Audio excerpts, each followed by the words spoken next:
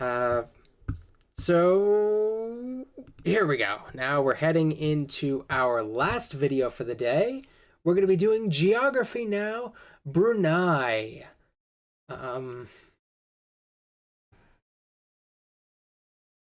Where are you? That shows how much I know about Brunei. I'm trying to find it. Yeah, I don't know, man. It's there somewhere. Yeah, that's how much I know about Brunei. Nothing against Brunei. I've just never really learned about it. But that's why we're here today, so we can learn a little bit about Brunei.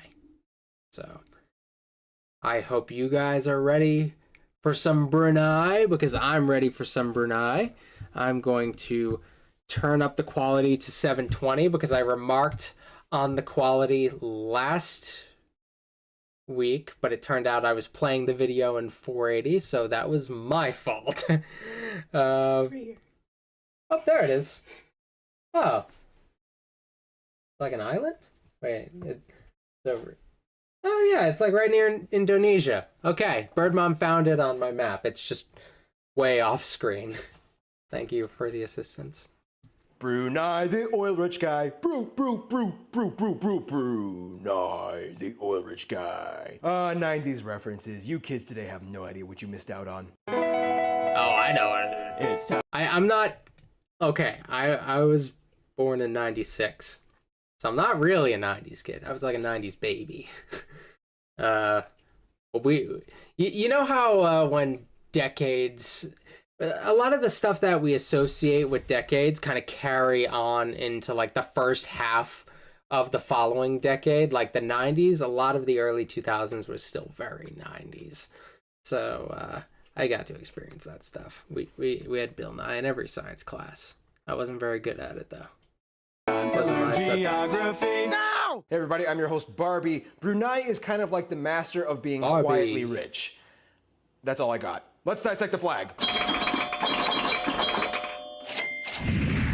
It's pretty sick. The flag of Brunei is one of the most misleading flags in the world because when looking at it from a distance, you could swear it was an anchor on a flag, but if you look closer, it's not. First of all, the flag has a yellow field with two diagonal black and white stripes, as the white stripe is a little thicker than the black, and then you have the national crest in the center. Upsetting. The yellow represents the Sultan of Brunei and traditionally means royalty in many Southeast Asian regions. The white and black refers to the chief ministers, the Penigran Bendahara, or the first minister, and the Penigran Pemancha, the second minister who deals with foreign affairs. In the middle is a parasol representing... So far, the flag is very... it very much glorifies leadership, and it kind of seems like it puts forth the imagery of those who are in charge more than it puts forth like the culture itself. Like having all these colors that... it's like in the United States, if like the red represented the president and the blue... represented, or the stars represented all the cabinet positions or something.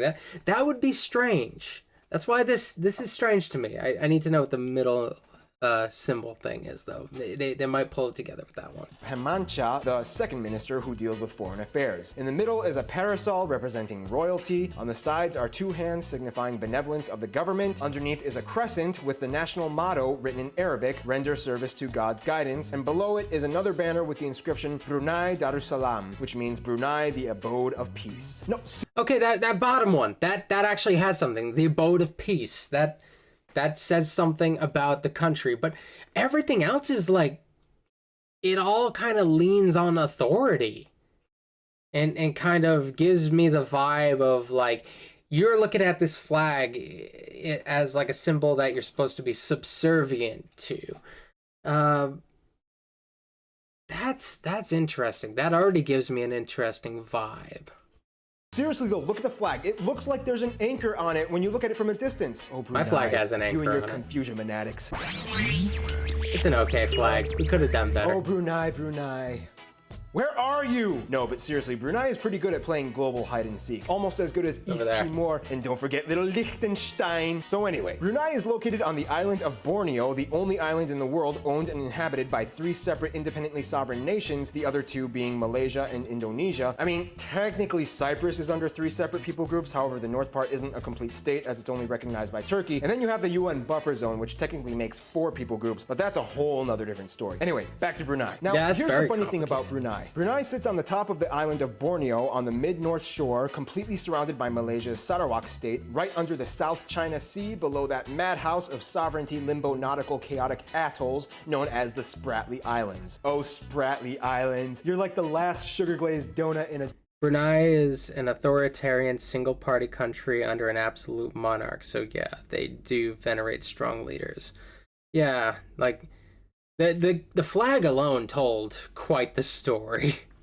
Donut shop full of obese children. People don't hate you for yourself, but you sure make them hate and fight each other. Brunei is interesting in that if you look at the map, it's actually split into 2 non-contiguous segments, the larger and more heavily populated western side made up of 3 districts, Belait, Tutong, and Brunei Muara, where over 95% of the population lives. Then there's the eastern part, also known as the Temburong district, where only about 10,000 people live. The reason why Brunei is split up into 2 parts is because back in 1890, the Limbang district was ceded to Sarawak, which is now part of Malaysia, by the Raja of Sarawak, who was actually a white British guy. That's right, Malaysia had this weird lapse in time called the White Raja period, but that's for another episode. Back to Brunei. Raja. This means the only way you can get over from the western side of Brunei to the Temburong district in the east is to either take a boat across the bay and go through the Labu River, or drive on the Jalan Kuala Lura road into Malaysia until you reach the border along the Kibi River. When you reach Limbang, you can either park your car and take a boat ride across the river, but if you want to keep driving, you have to go about 5 miles or 8 kilometers further south on the AH-150 highway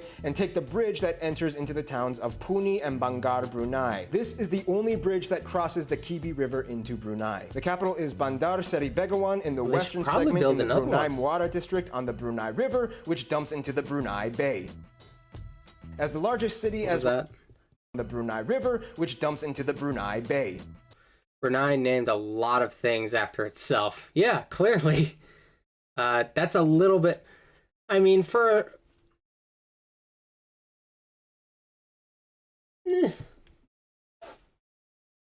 a relatively small place, I kind of get that. As the largest city, as well as the cultural and economic hub of all Brunei, Bandar Seri Begawan's entire metropolitan region hosts nearly half of the entire population of Brunei. In Bandar Seri Begawan, you can see an array of mosques, including Brunei's #1 country-defining landmark, the Sultan Omar Ali Saifuddin Mosque, built on an artificial lagoon with a dome that is plated with pure gold, and a bridge that connects to the Sultan Bolkiah Maligali barge, a replica of the original barge owned by the former sultan, adorned with intricately crafted designs and details. Across from the mosque, you reach the Kampong Ayer, also known as the Venice of the Southeast. Kampong Ayer is the world's largest water village, in which it is a town with over 30,000 people who all live and work in stilt structures on the Brunei River. Cool. Everything from houses, restaurants, hospitals, and schools can be found here, all intertwined with a refined network of bridges, walkways, and docks that connect the buildings, as well as water taxis that zip around transporting the locals. Otherwise, the other districts are intriguing in that they each kind of have their own designated function. Tutong is kind of known as being the middleman transporting district. Everything passes through here. And Belait is known for being the center hub for the oil and gas district. That's something that something like this is something that I find very interesting. A lot of there were some interesting plans around my own state where they wanted to like maximize travel through waterways. This did not end up happening. But in an alternate universe, people are zipping around my state of Rhode Island in gondolas, which I wish they did, because that would have been really interesting. As well as water taxis that zip around transporting the locals. Otherwise, the other districts are intriguing in that they each kind of have their own designated function. Tutong is kind of known as being the middleman transporting district. Everything passes through here. And Belait is known for being the center hub for the oil and gas district. They even built a monument to the billionth barrel of oil produced in Seria. So yeah, as you can probably guess, oil makes up a huge factor in the economic development sector in Brunei. And it's also a resource we will discuss in Physical Now here's where things get a little geography. fun. For such a small country, Brunei is actually kind of jam-packed with a lot of physical contrast. Now, like mentioned before, Brunei is located on the powerfully botanically rich island of Borneo. If you don't know anything about Borneo, the one thing you should know is that pretty much everything on this island keep flies. looking at it over Besides there. birds, you have flying foxes, flying geckos, flying lemurs, flying snakes, flying frogs, flying bear sharktopuses, flying bob saggets, and so on. For Brunei, most of the parts of the country that are close to the coast are in a low-lying rainforest ecoregion, and further inland you reach the mountains and rainforests with more mountains and hills in the Temburong district in the east. Now the country has an equatorial tropical climate, which means typically year-round you're going to get hot, humid weather. However, generally there are two seasons, dry and wet, the wettest months being between October and December. On the coast you can find some amazing beaches, but when you get to Jerudong, you'll find these strange-looking mushroom-shaped beaches and a large egg-shaped harbor, deliberately constructed that way to combat highly erosive beaches from the strong tides that come in regularly. Now here's the thing, You just gotta despite rip the off the abundance bandage. of You just gotta rip off the bandage real quick. It's like when you're in a movie, like she's trying to pour her popcorn into a bowl. It's like when you're in a movie opening your candies and you try to do it slower and it makes so much more noise. Yeah. Sorry. You just gotta do it quick. Hold on. mushroom-shaped beaches and a large distracted, sorry. egg-shaped. When you get to Jerudong, you'll find these No, it's strange-looking okay. mushroom-shaped beaches and a large egg-shaped harbor, deliberately constructed that way to combat highly erosive beaches from the strong tides that come in regularly. Now here's the thing, despite the abundance of untouched wilderness, less than 2% of the land is arable and used for agriculture. Forest reserves and national parks make up about half of the entire country's area. The production of timber as an internal resource actually accounts for more revenue than agriculture in the country, which is weird because Brunei actually has amazing fertile soil. This means that the majority of food actually has to be imported into Brunei from various neighboring nations like Japan, South Korea, and China. Once again, even though they have very fertile soil. That is so Brunei's government strange. even owns a cattle ranch in Australia, larger than the size of their entire country, which supplies most of the country's beef products. Why isn't Brunei interested in cultivating all that potential harvest land? Da-da-na-na, you guessed it. Oil. Oil, Over 95% okay, yeah. of Brunei's entire economy is dependent off of their oil and liquefied hydrocarbon production. The Royal Dutch Shell Company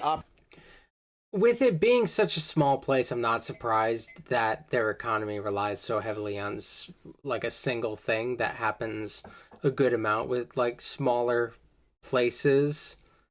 However, you know, there's a drawback to that, because if that industry is suffering, everything is suffering. So it's one of those cases where you're putting all your eggs in one basket. So I worry for Brunei in that sense. I wonder how they're doing right now. Probably fine, but I don't know. operates the country's only and, quite frankly, very profitable oil refinery. This is the reason why many Dutch and European expats typically can be found working in Brunei, especially in the coast by Seria, in the Balait district, where oil was discovered in 1929. Why won't you grow food for yourself, Brunei? You have the perfect soil! We got oil, plus we're like helping the rainforest and stuff, and yeah. Of course, that means that Brunei has a lot of offshore oil reserves that the majority of people depend on their economic output. Now let's talk about the people that depend on that. Okay, here we go. I'm very Now, interested I'm in not this. saying that Brunei is like the Monaco of Southeast Asia, but yeah, I guess I kind of am. But it has Sharia law. The country has about Sharia law, of 417,000 people, and ethnically, about 66% of the people in Brunei identify as Malay, as in just like the people from Malaysia, Malay, except they have a distinct Bruneian Malay culture. About 11% are Chinese, 4% indigenous, as in people coming from tribes like the Kedayan and the Bisaya, to a small extent even the Sama Biaju, which sometimes are referred to as You quiet down. Nobody asked. No. Gypsies, 2% Indian, and the remaining 17% comes from a wide range of other nationalities like Filipinos, Arabs, and even whites, most of whom are expats working for the oil industry. Language-wise, Brunei is kind of funny because although Malay, or more specifically Bruneian Malay, is the official language, and to some degree the Kedayan language, which is kind of similar to Malay, most people speak English as a second language, even though many signs are posted in Malay and Arabic. Furthermore, a large portion of the country speaks Mandarin fascinating. as a second language, even though English is more widely taught, even though there's a huge Dutch expat community, but then again, most Dutch people speak English anyway. Just Yeah, speak English here. Yeah, the Dutch are pretty good with that. Okay. This all had to do with Brunei being a British protectorate, yada yada yada. The linguistic impact left a mark. Brunei is also considered one of the richest countries per capita in the world, with the average income surpassing $50,000. Culture-wise, Brunei has its distinctions. You'll notice a lot of women wearing the tudong, or the traditional head covering, and a lot of men wearing the songgok, or the Malay cap. Now, here's where things get a little squinty eye shruggy. In 2014, Brunei became the first country in Southeast Asia to introduce a Sharia law penal code on a nationalistic level. This institution is still being carried out in legislative phases, but essentially it has caused a lot of controversy. The ruling was instituted by the Sultan of Brunei, Hassan al-Bolkiah. First of all, let's talk about this guy. Although getting an exact estimate is kind of tricky, Forbes speculates that about $20 billion sits within the net worth of the Sultan. And here's a small list of things that he owns. A palace with over 1,700 rooms, 250 bathrooms, 5 swimming pools, a banquet hall that holds over 5,000 people, a private zoo, over 9,000 cars in a collection with several vintage and custom-made cars. He even built a stadium on his 50th birthday and paid Michael Jackson $17 million to perform 3 concerts there. And let's not even mention all those yachts. Jeepers. That's to say that you can kind of conclude that the Sultan lives in a very lavish and opulent lifestyle. People have complained that the Sultan's controversial, over-the-top escapades and personal actions have made he himself a violator of the very Sharia law that he has instituted. This has also concerned many of the non-Muslim residents of Brunei, as it's kind of unclear how this new law will affect them. Nonetheless, despite the shaky political disposition, people in the country... So 2014, we would have had a little bit more time to see a lot of this play out, so I'm sure a lot... This is still a little bit newer at the time this video comes out, like in the grand scheme of things, so I'm sure there's a lot more on this subject that's come out since then. Sharia law inherently makes me a little uncomfortable. Where I come from, not just the United States, but my state in particular, is very big on like the separation of church and state. While that is like a thing that's kind of ingrained in the American Constitution, I'm silencing your freedom of speech as I talk about the American Constitution. While that's ingrained in the American Constitution, a lot of that really picked up, like, for real, in Rhode Island when we were first founded, kind of on the principle of religious freedom, while other places kind of had a one-way street way of thinking of religious freedom. Freedom for me, but not for ye. So inherently, religion and government makes me uncomfortable. It's kind of ingrained in not just my national identity, but my more local identity. Country are generally happy with their high standard of living and welfare, and generally enjoy the overall trajectory that the country is headed in. Let's see what other countries think about that trajectory. To make this simple, Brunei's relations have a lot to do with history and money. As a member of the Association of Southeast Asian Nations, Brunei has bilateral agreements with generally all their immediate neighbor nations and enjoys good trade and business transactions with each of them to some extent. You would think Malaysia would be the best friend of Brunei, and they are pretty close. They both speak relatively the same language and have a deep cultural resonance with each other. However, some Bruneians would actually consider Singapore and the Philippines their best friend. Brunei and the Philippines signed a memorandum of understanding that sought to strengthen the bilateral cooperations of the two countries in the fields of agriculture and farm-related trade and investments. Basically, the Philippines gives them a lot of food. For Singapore, they agreed to allow Singapore to join them and train its armed forces with Brunei. Brunei and Singapore have a currency exchange agreement in that both currencies in both countries can be used interchangeably in both nations. The Brunei dollar and the Singapore dollar are maintained at par. In conclusion, it's interesting to see where Brunei... He jumped on my keyboard, I'm sorry. Head with the juxtaposition of high revenue output and disputably strict legislation, but either way you see it, Brunei is one small place with one huge story. Stay tuned, Bulgaria is coming up next. Bulgaria, that'll be fun. I have thoughts about Bulgaria, but I'll save those for next time.